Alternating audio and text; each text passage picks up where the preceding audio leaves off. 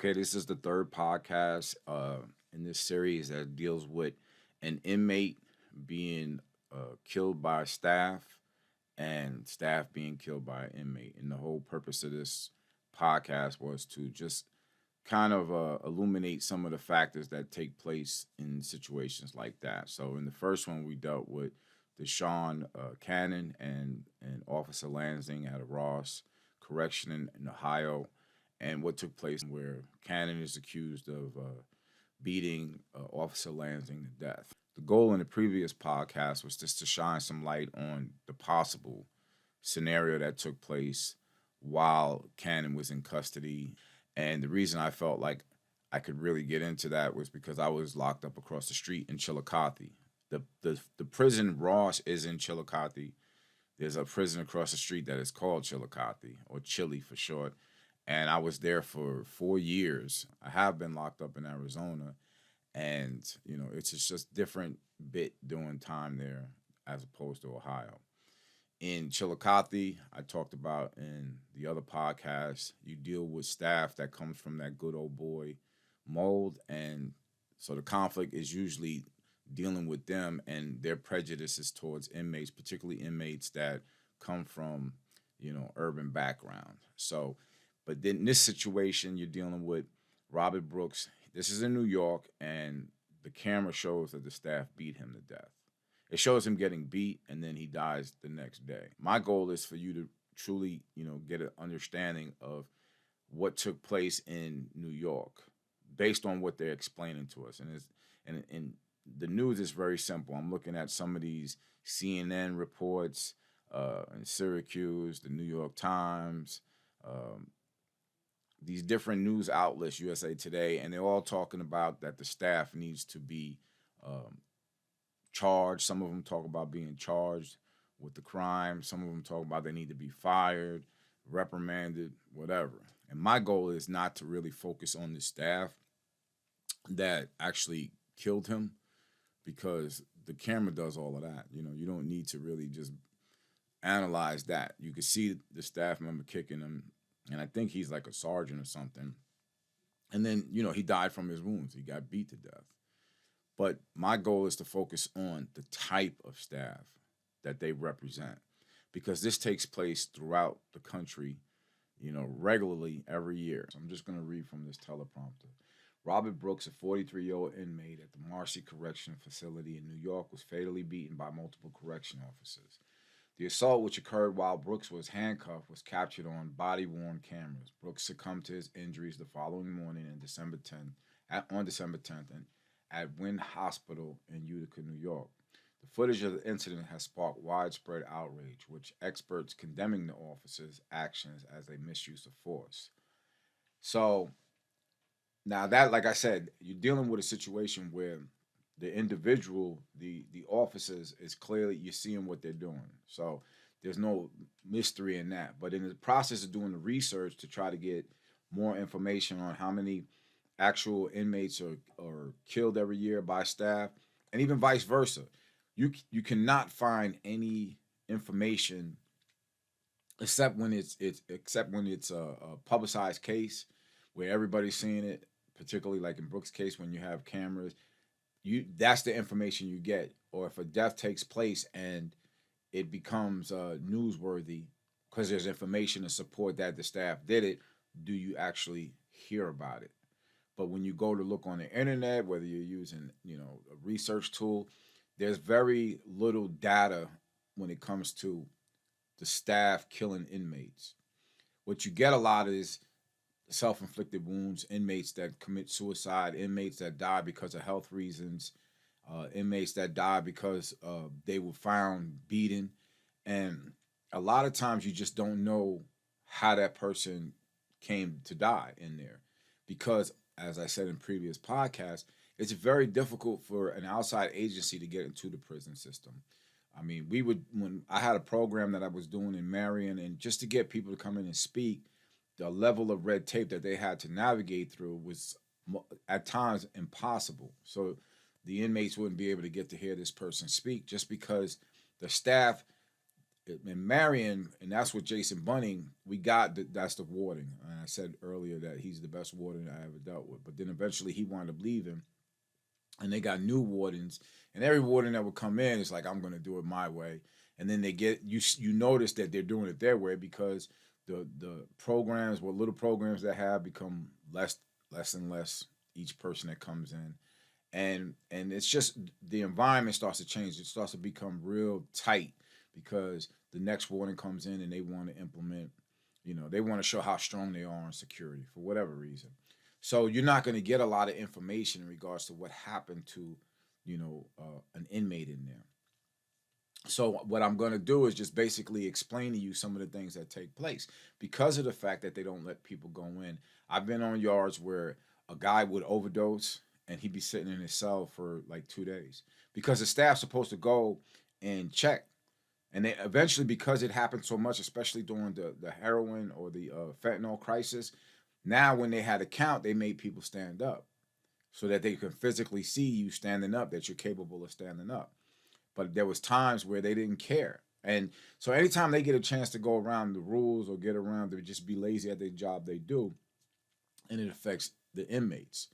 So with the Brooks case, you're dealing specifically with people that went in there. Now there was one guy, he had on his sleeve. I don't know, in the military, I know each band, each like stripe is like 4 years. I don't know if this guy's been in there 30 years, but if you've been in there 30 years and you're leaning back to kick the inmate, and you can look at the picture right here. I mean, clearly Brooks is beaten up. He's handcuffed behind his back. You got all these particular white staff around him. Okay, and I don't know what kind of inmate he was, but just because he was in there for that case, you can't base it on that. But I know it's easy for people to base it on. You're in prison. There's a reason you're in prison. You committed a crime.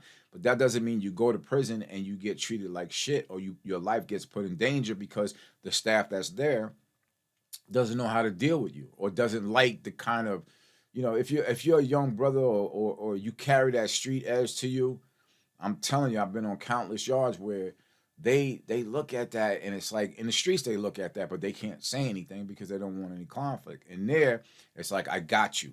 And now I'm going to just make your life miserable. So you would have young brothers that are going in there a significant amount of time, and you have this staff that'll go, like I said, previous podcast, they'll go in there and they'll start fucking with their property.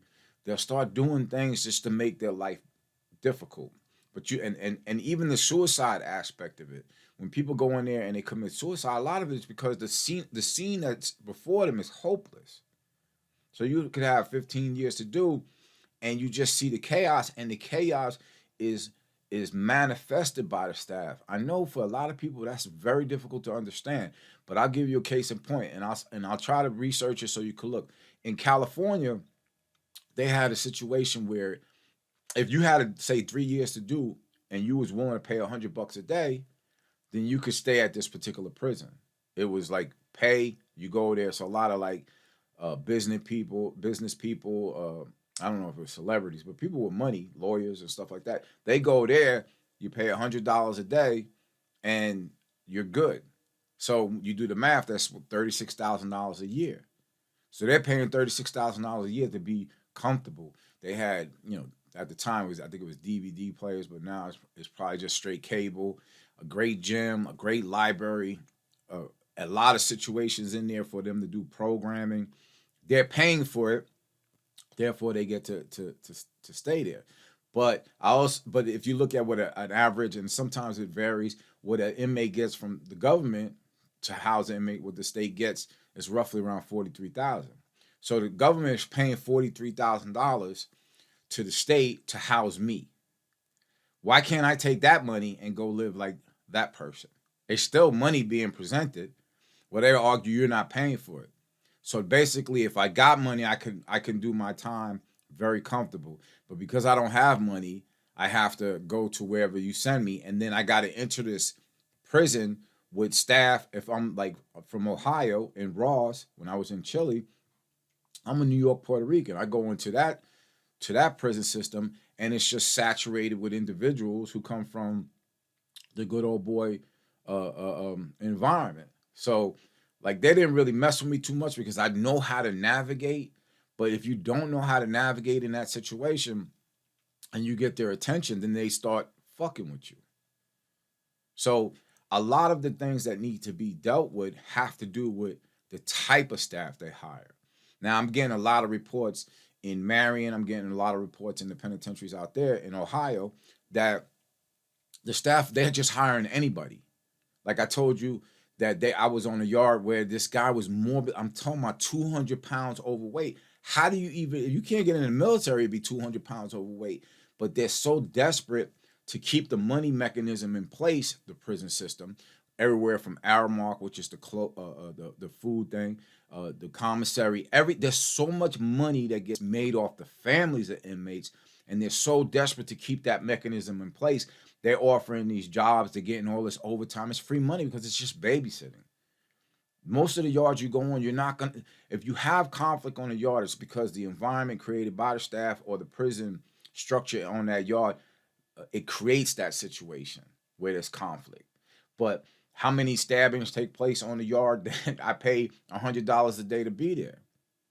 They're saying, give us the money and we'll think about what it took to do that. They had to agree on some political aspect that allowed somebody to develop a prison where the person can pay to stay there. Somebody voted, whatever the case may be, they voted and they got to a place where this is the prison. So if I got $100 a day, I can go and I can stay at this prison. But when you go to this yard that doesn't have that, there's chaos. So they know what's going on those yards. They know you're allowing people to apply for these jobs who are not qualified.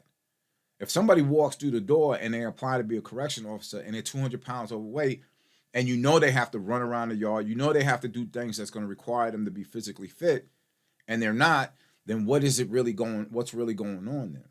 If you're hiring staff that are not qualified to be correction officers and you're sending them into this environment, clearly you know, or at least you believe, that the inmate population is not an issue. So we got the inmate population, and I think I was on when the Chile yard in Chillicothe, it was like 2,500 people on this yard, which used to be an old military base, if I'm correct.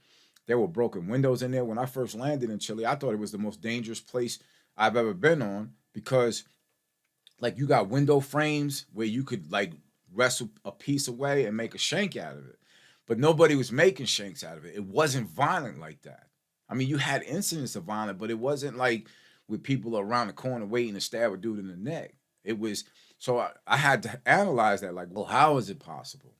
And it's possible because it's all about the money. The goal is to get me in there, put me another sheep among, or a cattle, whatever you want to call us, and to maintain us the best they can, which is basically at times being aggressive, being just petty, creating an environment so difficult that it really frustrates the inmate, and then they give you something. Like they had a place over there called privileged housing.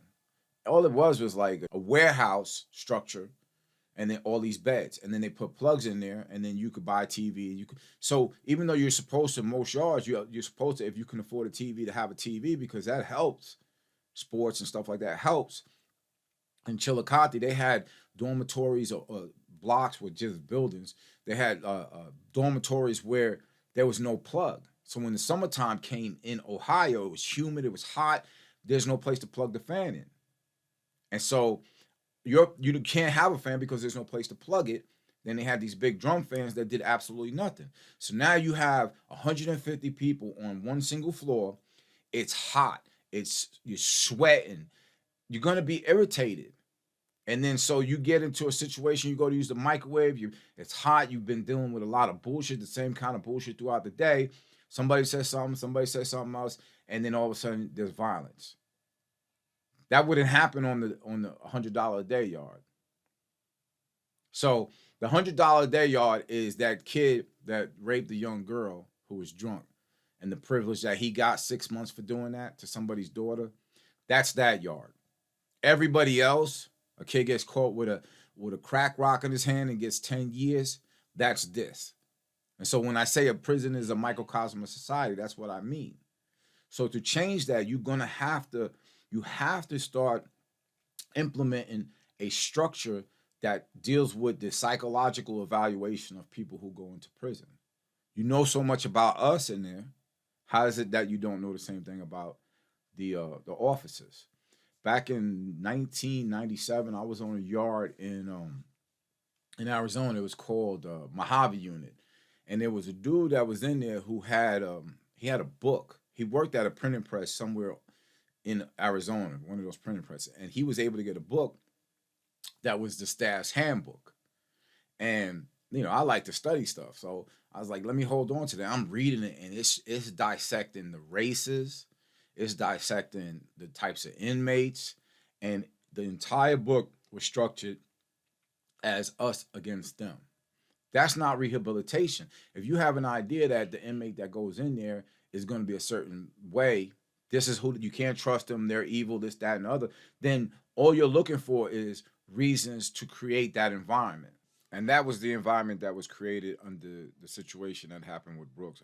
In both cases, if you ask me, when you get in a mindset that you don't care about the inmates, then you don't really understand the prison system. Everybody that goes in there made bad decisions, bad choices, whatever you want to call it. From drug dealing to gang affiliation, things that take place in inner city, things that take place in white collar crime.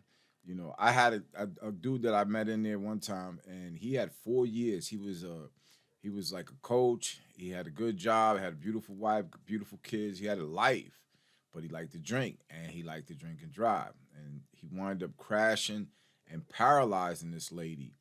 And he got a plea bargain for 4 years. She was in the wheelchair. He got 4 years. And like most people who get plea bargains or some kind of like judicial release where they wait, I've never heard of it until I went to Ohio. The judicial release where the judge can let you out early.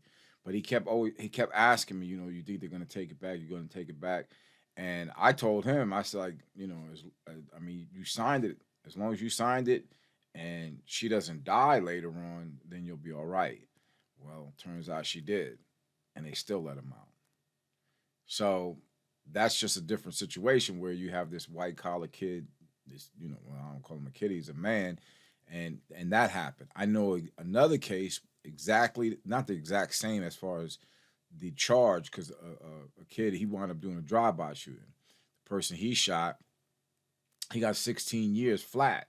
The person that did the shooting, but then the kid died, and he wound up going back and getting a life sentence put on it. And in Ohio, when you get the life sentence put on your sentence, like, it's over with. They don't let people, they very rarely let people out, even though it says 25 to life. And again, on other podcasts, I will be dealing with that because I think that's a bunch of bullshit. But the point being is, in that environment they created, that's what happened with Brooks, because I said earlier, he wasn't harming anybody. You can be, hostile, but that doesn't warrant dying. So, we went through these 3 podcasts, why things like that happen, why violence between staff and inmates take place. I hope I was able to shine some light on it, and I'm starting this out, like I said, I'm a writer first, podcast second, but at the same time, now I'm starting to understand, what's necessary for me to bring forth, because, I'm tired of looking at all the tough guys that get on here and really talk so much shit, that I think the people that make prison love it, because all they're thinking is, you make taxpayers want us to build more prisons by the stuff that you're saying. So, we're not going to be doing that. The people we talk about really are pro inmate, but also pro society. They don't want to. When you go to prison and you're doing 20 years of 10 years, at some point you kind of reflect on your life and you're like, this is not for me. And so you make this decision to change or to learn about changing. Not because of the programs they got in there. A lot of it was just reading books and just, examining yourself. And so, ultimately that's really what's going to change you from the penitentiary mindset to getting out. But if you just come out and it's like, oh, he did a bunch of time and people seeing you and girls think, that's cool. I don't know what the fuck people think. But if you continue to propagate that, then your friends, my friends, the people I consider family in there, they're not going to have any wiggle room to get out.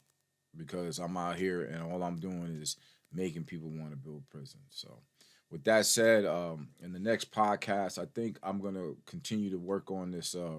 Prison is a microcosm of society because I think a lot of people don't understand that book I was talking about earlier. It really broke it down that way. So, prison is a microcosm of society. We will start from the judicial process when you're arrested. And just so you know, if you're arrested, just don't say anything. Ask for an attorney. Or in simpler plain, shut the fuck up. Can you do that? If you do that, you stand a chance. Anyway, thanks for tuning in. If you haven't subscribed, go ahead and subscribe, and I appreciate your support. Peace.